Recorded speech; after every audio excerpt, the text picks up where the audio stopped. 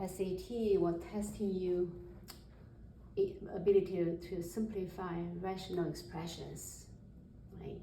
How do we simplify the rational expressions? The numerator is a polynomial, right? Polynomial degree 2, or a trinomial, 3 terms.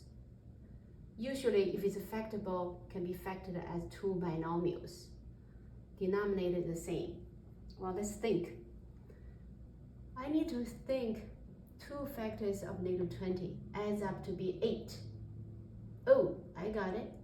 +2, -10, right? +2 times -10 is -20.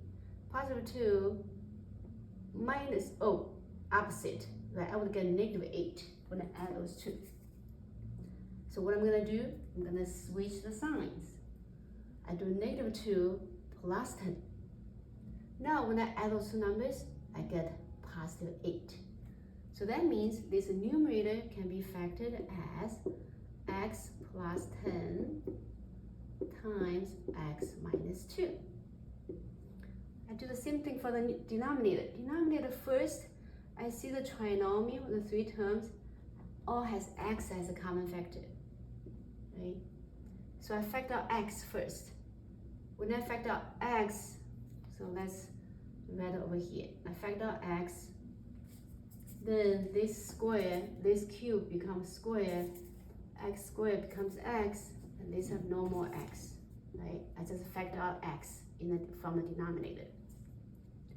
Now I'm thinking 2 factors of -10 adds up to be 9. That should be -10 plus 1. Because -10 times 1 is -10, -10 plus 1, opposite again. So how do I change this? I'm going to do +10, -1. Because +10 minus 1 gives me +9. Bingo. So how do I factor this? I put as x plus 10 and x minus 1, right?